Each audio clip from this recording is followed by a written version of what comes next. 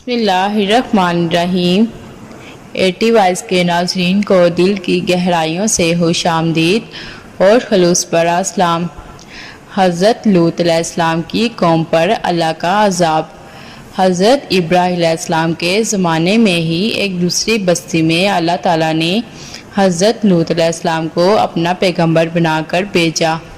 حضرت لوط علیہ السلام کی قوم کے لوگ بڑی بے شرمی کے کام کیا کرتے تھے، چوری، ڈاکہ زانی وغیرہ۔ حضرت لوط علیہ السلام نے بار بار سمجھایا کہ تم ایسی بے شرمی کے کام کیوں کرتے ہو جو تم سے پہلے دنیا میں کسی نے نہیں کیے۔ تم عورتوں کو چھوڑ کر لڑکوں سے بے شرمی کی باتیں کرتے ہو۔ ان کی قوم والوں کو اور کوئی جواب نہیں آیا تو کہنے لگے کہ لوط اور اس کے گھر والوں کو اپنے گاؤں سے نکال دو، یہ بہت پاک بنتے ہیں۔ حضرت لوط علیہ السلام نے پھر سمجھایا کہ دیکھو، جو کچھ میں کہتا ہوں تمہاری ہی بھلائی کے لیے کہتا ہوں۔ میں تم سے یہ نہیں کہتا کہ جو کچھ میں تم کو نصیحت کرتا ہوں اس کے بدلے میں مجھ کو کوئی پیسہ یا مزدوری دو، بلکہ اس کا بدلہ تو مجھ کو اللہ تعالیٰ دیں گے۔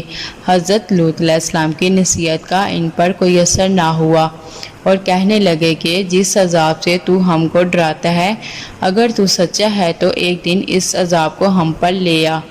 پھر کیا ہوا؟ آخر خدا کا غضب جوش میں آ گیا۔ اللہ تعالیٰ نے فرشتوں کو خوبصورت لڑکوں کی شکل میں حضرت لوط علیہ السلام کے مکان پر بھیجا۔ حضرت لوط علیہ السلام نے جب لڑکوں کو دیکھا تو بہت غمگین ہوئے کہ یہ لڑکے میرے پاس مہمان آئے ہیں اور میری قوم کے لوگ ان کو پریشان کریں گے۔ کہنے لگے کہ آج آپ کا دن بڑی مشکل کا دن ہے۔ حضرت لوط علیہ السلام کی قوم کے لوگوں نے خوبصورت لڑکوں کو ان کے گھر پر دیکھا تو دوڑتے ہوئے آئے، کیونکہ یہ لوگ پہلے ہی برے کام کرتے تھے۔ حضرت لوط علیہ السلام نے ان سے کہا کہ اے میری قوم، خدا سے ڈرو اور میرے مہمانوں کے بارے میں میری عزت خراب نہ کرو۔ تم میری لڑکیوں سے شادی کر لو، کیا تم میں کوئی بھی بھلا مانس نہیں ہے؟ وہ بولے کہ تم کو معلوم ہے کہ تمہاری بیٹیوں کی ہم کو ضرورت نہیں، جو کچھ ہم چاہتے ہیں وہ تم کو معلوم ہے۔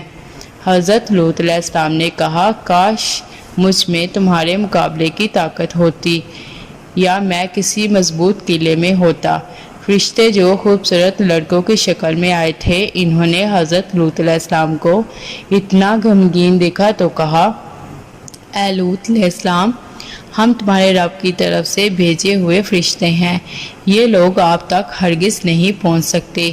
آپ رات کے اندھیرے میں اپنے گھر والوں کو لے کر اس بستی سے چل دیں اور کوئی شخص پیچھے مڑ کر نہ دیکھے، مگر اپنی بیوی کو چھوڑ دینا، کیونکہ وہ کافر ہے، اور جو آفت اس بستی پر آنے والی ہے وہ اس پر بھی پڑے گی۔